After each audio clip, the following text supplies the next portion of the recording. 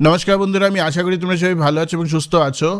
আগামী 8 December, that is 8 December 2024 Sunday, আমরা TPSC combined 3 প্রিলিমসের উপর ফাইনাল মক যেটা আছে সেটা WhatsApp group as well as Telegram চ্যানেলে শেয়ার করবো কোয়েশ্চেনটা এবং বিকালবেলা অ্যান্সার কিটা দেবো।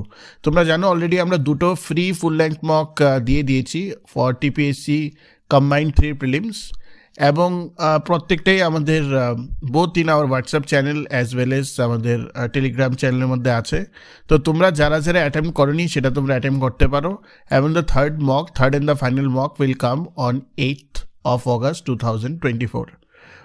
ভালোভাবে অ্যাটেম্প করো। We have tried to provide you the mocks. আমরা সেরকম মকই প্রোভাইড করেছি তোমাদেরকে যেগুলো প্যাটার্ন ওয়াইজ, মানে যেরকম প্যাটার্ন চলছে এখন টিপিএসসি সেই হিসাবে কোয়েশ্চেনগুলি আসতে পারে।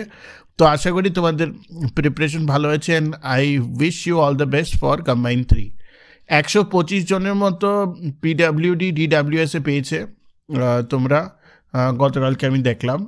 Congratulations to all of you যারা যারা তোমরা পেয়েছো।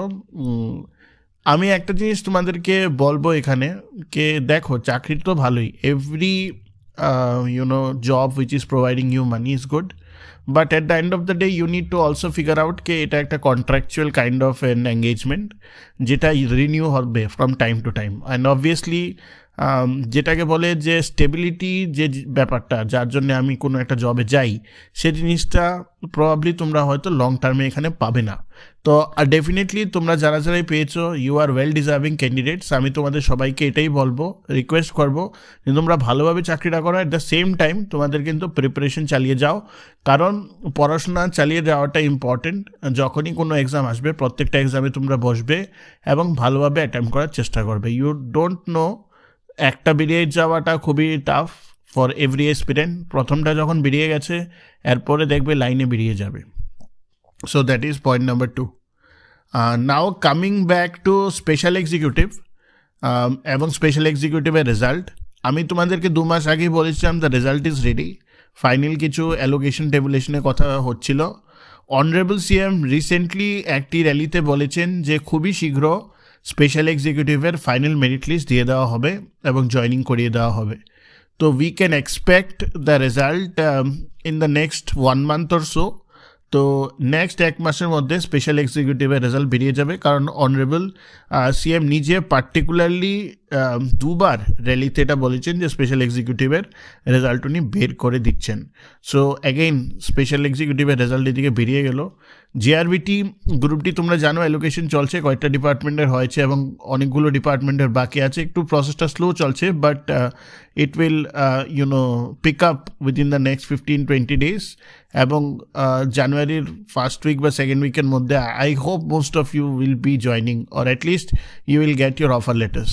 তো সেভাবে জিআরবিটি গ্রুপ ডির কথাবার্তা চলছে।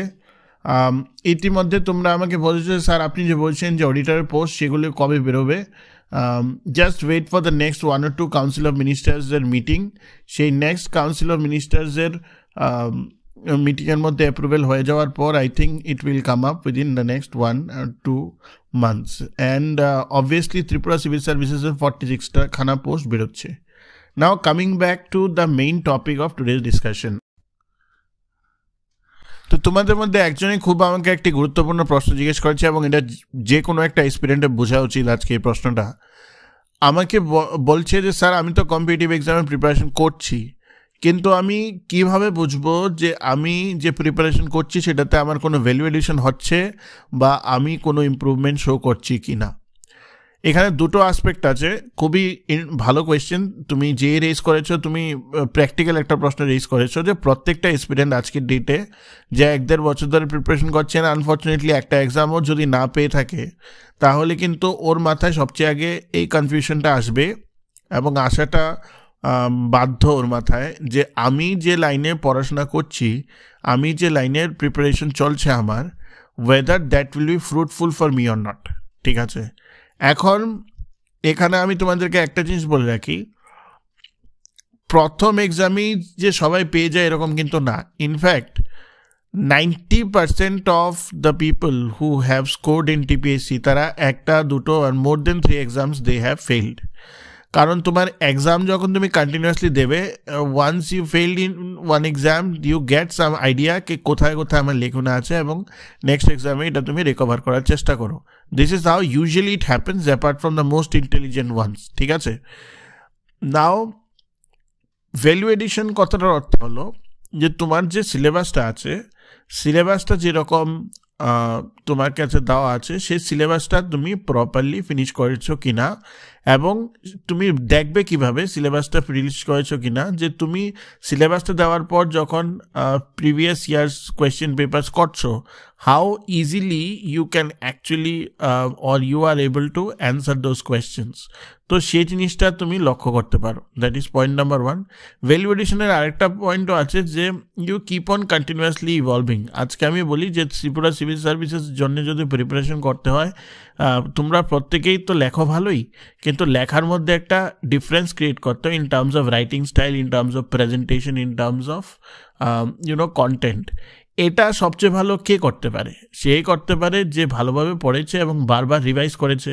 তো ভ্যালু এডিশনটা সেভাবে হয়। সেকেন্ড পার্টটা যেটা তোমরা আমাকে জিজ্ঞেস করে, মানে যেটাও আমাকে জিজ্ঞেস করেছে এবং যেটা আমি তোমাদেরকে বলছি যে স্যার আমার মানে ইমপ্রুভমেন্ট হচ্ছে কিনা। দেখো ভাই, ইমপ্রুভমেন্ট যেটাকে বলে it is a continuous process. Improvement তো it will not happen within a span of 1 month or 2 months or 3 months. Consistency is the key for improvement. Now, coming back to whether তোমার improvement হচ্ছে কিনা তুমি evaluate কী করবে, you need to give mock test. এবং আমি জানি যে ত্রিপুরার পরিকাঠামোতে আজকে বসে মক টেস্ট করার মতো বা দেওয়ার মতো খুব একটা কোচিং সেন্টার নেই ত্রিপুরা জার্নাল ছাড়া। আমরা চেষ্টা করি as much as we can to provide you all the full length mocks.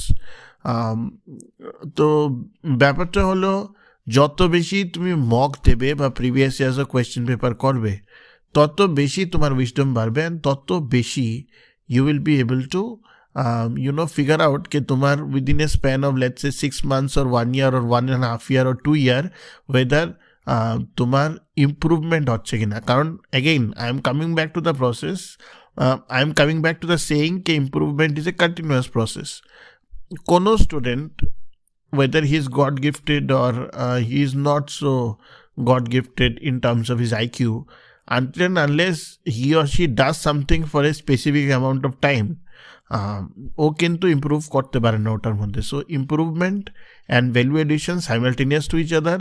এবং ইম্প্রুভমেন্ট করতে হলে তোমার লিখতে হবে, তোমার এমসিকিউ এক্সাম দিতে হবে, যত বেশি তুমি পাও। এবং আরেকটা কথা এখানে আছে, ইম্প্রুভমেন্ট কোনোদিনও ডিসঅনেস্ট যদি কেউ থাকে যে নিজের কাছে নিজেকে লুকোয় বা নিজেকে, some of the people who are there in our society they like to boast about themselves. ঠিক আছে, নিজের ব্যাপারে আমি অনেক কিছু এমন বলে দিলাম যেটা ইররিলেভেন্ট। ঠিক আছে,